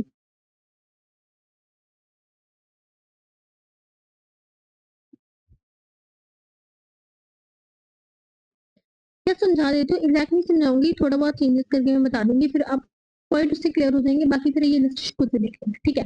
अभी क्वेश्चन यहाँ पे क्या अराइज हो रहा है कि ये जो पर्टिकुलर लेटर है ये ए ने लिखी है या नहीं लिखी. ठीक है. अब यहाँ पर ए जो है नॉर्मली कोर्स में बी को बहुत सारी चिट्ठियां लिखता है. ठीक है. बी भी जो है वो ए को चिट्ठियां लिखता है, डॉक्यूमेंट्स वगैरह लिखता है. ठीक है. अब बी जो है जितने भी डॉक्यूमेंट्स उसके होते हैं वो अपने क्लर्क सी को सबमिट करवाता है. ठीक है. सी क्या है, क्लर्क है. ए बी को चिट्ठियां लिखता है तो जाहिर सी बात है कि बी जो होगा वो एक्वेंटेड होगा विद हैंडराइटिंग ऑफ ए, क्योंकि वो डॉक्यूमेंट्स रिसीव करता है. बी अपने डॉक्यूमेंट्स जो है वो सी को सबमिट करता है बिकॉज सी उसका क्लर्क है और जो भी जितना भी ध्यान वगैरह है वो सब कौन रखता है, सी रखता है. ठीक है. सी क्या है, बी यहाँ पर ब्रोकर है. सी अब ये जो है ये डॉक्यूमेंट डी को ट्रांसफर करता है ताकि जो भी मतलब आगे का काम करना है वो डी करेगा. ठीक है. अब यहाँ पर ए की हैंडराइटिंग बी सी डी ये तीनों ही एक्वेंटेड है बिकॉज बी जो है वो डॉक्यूमेंट्स जो है वो रिसीव कर रहा है, सी उसका क्लर्क है, बी उसको आगे ट्रांसफर करता है और डी को नॉर्मली सबमिट किए जाते हैं ए के डॉक्यूमेंट. इसलिए बी सी डी इन तीनों में से कोई भी पर्सन जो है वो ओपिनियन दे सकता है as to the handwriting of A because तीनों ही एक्वेंटेड है with the handwriting of A. ठीक है. When the court has to form an opinion as to electronic signature of any person, the opinion of the certifying authority which has issued the electronic signature certificate is relevant fact. Electronic signature certificate जो है वो एक certifying authority होती है. अगर आपने IT act पढ़ा है तो आपको पता होगा, नहीं पढ़ा तो कोई बात नहीं, इतना कुछ नहीं है. इलेक्ट्रॉनिक सिग्नेचर सर्टिफिकेट जो है वो इशू किया जाता है बाय द सर्टिफाइंग अथॉरिटी. ठीक है. तो जब भी हमें देखना हो कि ये जो इलेक्ट्रॉनिक सिग्नेचर किसी पर्सन के है उसके बारे में फॉर्म करना हो ओपिनियन, तो हम किसके पास जाएंगे, सर्टिफाइंग अथॉरिटी के बाद, ठीक है जी।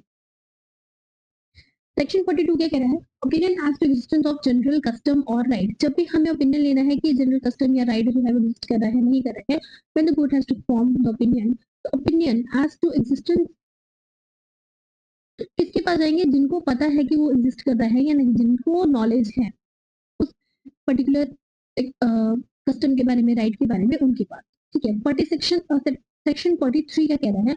Opinion as to usages, standard etcetera when relevant. Usages क्या होते हैं? जो नॉर्मली घरों में मतलब चीजें वगैरह चलती हैं, या जो भी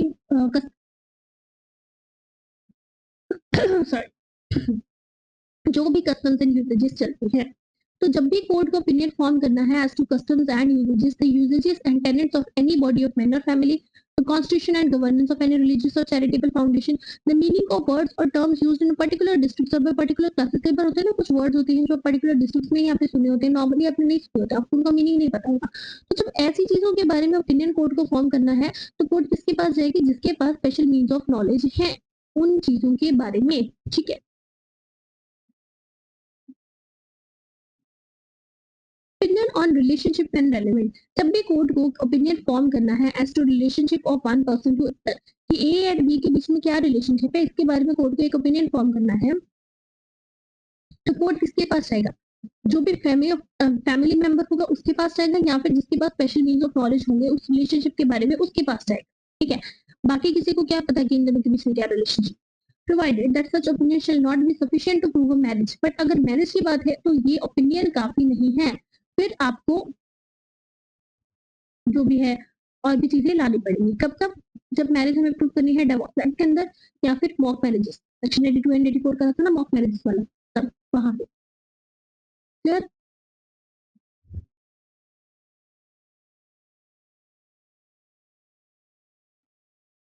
नेक्स्ट 45 ग्राउंड्स ऑफ ओपिनियन। जब भी ओपिनियन किसी पर्सन का रेलेवेंट है, तो ग्राउंड्स ऑफ ओपिनियन जिसपे वो ओपिनियन होल्ड कर रहे हैं वो भी रेलेवेंट होंगे, ठीक है।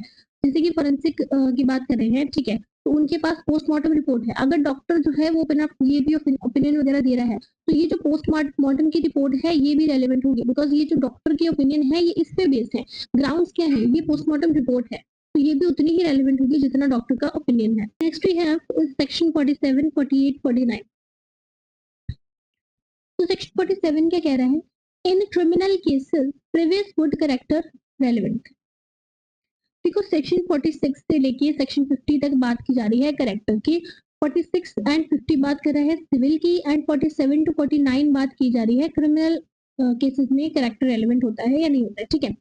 46 एंड 50 बात कर रहा है relevancy of character in civil cases, and 47 to 49 बात करते हैं relevancy of character in criminal cases. अभी प्रीलिम्स के सिलेबस में यू हैव 47 टू 49 सेक्शन, तो अभी सिर्फ वो ही करेंगे, ठीक है। देखो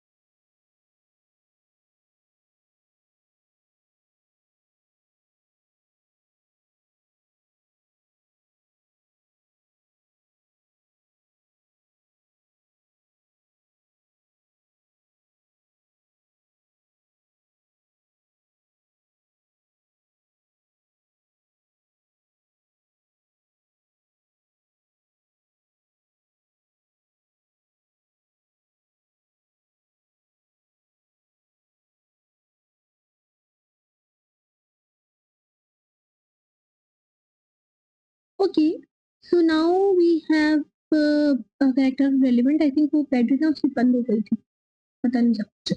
yes, so now we moving to section 46 to section 50। हमारे सिलेबस में 47 to 48, 49 है। देखो सेक्शन 46 से 50 बात करता है character when relevant. Section 46 and 50 बात कर रहे हैं relevancy of character in civil cases, and 47 to 49 बात करते हैं relevancy of character in criminal cases. हमारे सिलेबस में अभी सिर्फ यही है, तो हम यही करेंगे, ठीक है। सेक्शन 47 क्या कह रहा है? इन criminal cases previous good character relevant. Section 47 कह रहा है कि जब भी क्रिमिनल केसेस होते हैं तो उसमें प्रीवियस गुड करेक्टर रेलेवेंट होता है। मतलब कि जो एक्यूज्ड है वो ये चीज कह सकता है कि मेरा जो कैरेक्टर है वो बहुत अच्छा है, तो ये वाला जो क्राइम है आई कांट डू दिस। ठीक है, so in criminal proceedings the fact that the person accused is of good character is relevant. इसको हम रेड विद करते हैं सेक्शन 49 के साथ। सेक्शन 49 क्या कह रहा है? Previous bad character not relevant accept in reply. मतलब कि जो प्रोसिक्यूशन है वो ये चीज का एविडेंस नहीं दे सकता कि ये जो एक्यूज्ड है इसका कैरेक्टर जो है वो बहुत ही ज्यादा बुरा है, तो इसलिए ये जो क्राइम है ये इसी पर्सन ने किया होगा, एक्सेप्ट इन रिप्लाई। मतलब कि अगर सेक्शन 47 में जो एक्यूज्ड है वो अपने अच्छे कैरेक्टर का प्रूफ दे रहा है, अपने अच्छे कैरेक्टर का एविडेंस दे रहा है, तो फिर उसके रिप्लाई में जो प्रोसिक्यूशन है वो ऑफकोर्स एविडेंस दे सकती है उस चीज को अपोज करने के लिए। अदरवाइज खुद से प्रोसिक्यूशन बैड कैरेक्टर का जो एविडेंस है वो नहीं देगी। ठीक है, so in criminal proceeding the fact that the accused has a bad character is irrelevant unless evidence has been given that he has a good character, in which case it becomes relevant. Explanation 1. This section does not apply to cases in which the bad character of a person is itself in fact an issue. अगर उसका bad character he fact an issue में है तो फिर ये section apply नहीं होगी। मतलब ऑफकोर्स अगर इशू में है, फैक्ट इन इशू है, तो फिर उसके अगेंस्ट आपको एविडेंस देना ही पड़ेंगे, तो फिर ये सेक्शन 49 अप्लाई नहीं होगी, फिर प्रोसिक्यूशन दे सकता है बैड कैरेक्टर का एविडेंस। ठीक है, second, a previous conviction is relevant as evidence of bad character. अगर बैड कैरेक्टर की एविडेंस हमें देना है तो अगर जो प्रोसिक्यूशन है वो प्रीवियस कन्विक्शन का एविडेंस दे रही है तो वो रेलेवेंट माना जाता है। ठीक है, सेक्शन 50 नहीं है, सेक्शन 48 है ना।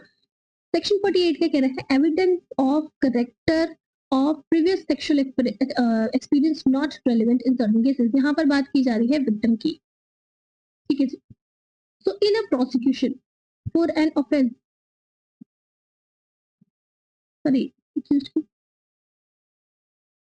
so in a prosecution for an offense under section 64, 65, 66 ये सारे कौन से offenses है? हाँ, रेप वाले सारे offenses है और sexual offenses है सारे। और for attempt to commit any such offense where the question of consent is an issue। ठीक है, जहां पर क्वेश्चन क्या है? कंसेंट का है। Evidence of the character of victim or of such person's previous sexual experience with any person shall not be relevant on the issue of such consent or the quality of consent। जहां पर भी ऐसे rape वाली offences हैं वहां पर अगर victim के कैरेक्टर की बात आ रही है तो हम विक्टिम के कैरेक्टर का जो प्रीवियस सेक्सुअल एक्सपीरियंस है या उसके कंसेंट की क्वालिटी को देखने के लिए हम उसका प्रीवियस सेक्सुअल एक्सपीरियंस जो है वो नहीं लेके आएंगे। ये चीज हमें सेक्शन 48 कह रहा है। Now last two sections left, right? 53 and 54 फटाफट हो जाएगा, 5 मिनट का ही काम रह गया। I told you कि 2 घंटे भी नहीं लगेंगे, it's just like हाँ, आधा घंटा और नहीं, सॉरी 10 मिनट और लगेंगे और कितने sorry. Now of oral evidence, section 54, section 55। देखो जब भी हमने एविडेंस पढ़ा था, कहाँ पे पढ़ा था हमने? 21E में। ठीक है, एविडेंस में हमारे पास दो चीजें थी कि ऑल स्टेटमेंट, ठीक है, जितनी भी स्टेटमेंट्स हैं वो रेलेवेंट है और ऑल डॉक्यूमेंट वो भी रेलेवेंट है। स्टेटमेंट ओरल एविडेंस है हमारा एंड डॉक्यूमेंट्स क्या है हमारे? Documentary evidence. ठीक है, अभी सिलेबस में आपके सिर्फ ओरल एविडेंस है। ओरल एविडेंस क्या है? जितनी भी स्टेटमेंट्स हैं वो सारी क्या आ जाएंगी? हमारे ओरल एविडेंस में आ जाएंगी। जितने भी विटनेसेस आके मुंह से स्टेटमेंट दे रहे हैं, बोल के स्टेटमेंट दे रहे हैं, वो सारी क्या है? हमारी ओरल एविडेंस में होंगी। Proof of facts by oral evidence, all facts, जितने भी फैक्ट हैं, सारे fact except the contents of document may be proved by oral evidence. मतलब कि सेक्शन 51 हमें क्या कह रहा है? देखो दोबारा से बता रही हूँ, सेक्शन 2 सबसेक्शन 1 क्लॉज ई में हमें दो चीजें बताई गई हैं कि जितने भी स्टेटमेंट्स हैं वो सारी रेलेवेंट होंगी, वो हमारे ओरल एविडेंस आ गया, और जितने भी डॉक्यूमेंट्स हैं वो हमारे डॉक्यूमेंट्री एविडेंस आ गए। ठीक है, ये ओरल एविडेंस कहाँ पे दिया हुआ है? हमें सेक्शन 54 सेक्शन 55 में दिया हुआ है। सेक्शन 54 क्या कह रहा है कि जितने भी फैक्ट्स हैं, सारे के सारे फैक्ट्स जो हैं वो प्रूव किए जा सकते हैं ओरल एविडेंस में except the contents of documents. Contents of documents क्या है कि अगर कोई कॉन्ट्रैक्ट हुआ है, ठीक है, और कॉन्ट्रैक्ट हुआ है तो उसमें पार्टीज एलेज करेंगी कि उसमें ये चीजें लिखी गई हैं, तो ये जो कंटेंट्स है डॉक्यूमेंट के, इसको आप ओरल एविडेंस देके प्रूव नहीं कर सकते। यहाँ पे फिर आपको डॉक्यूमेंट ही लेके आना पड़ेगा। लेकिन अगर ये कंटेंट्स नहीं है डॉक्यूमेंट के, आपको कुछ और प्रूव करना है, तो वो आप ओरल एविडेंस से प्रूव कर सकते हो। ये हमें सेक्शन 54 कह रहा है। So all fact except the contents of document may be proved by oral evidence. Oral evidence section 55 क्या कह रहा है, डायरेक्ट होना चाहिए, मतलब कि इट इज सेइंग कि हियरसे एविडेंस जो है वो एडमिसिबल नहीं है. तो oral evidence shall in all cases whatever be direct if it refers to, मतलब कि अगर बात हो रही है कि ये फैक्ट हमने देखा था तो एविडेंस उस विटनेस का होगा जिसने वो देखा था. ठीक है, अगर बात हो रही है कि ये सुना था तो उस एविडेंस विटनेस उस एविडेंस उस विटनेस का होगा जिसने वो सुना था. ठीक है, अगर बात हो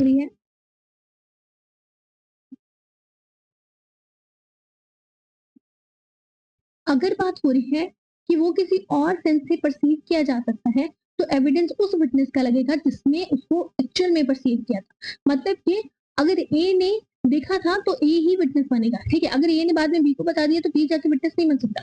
बी तो हियर से एविडेंस हो गया, ये नहीं चलेगा. ठीक है, जिसने देखा है वो ही जाके एविडेंस दे सकता है. ठीक है, और अगर ओपिनियन की बात हो रही है, ग्राउंड्स ऑफ ओपिनियन की बात हो रही है, जो पर्सन ओपिनियन होल्ड कर रहा है वो ही जाके एविडेंस देगा.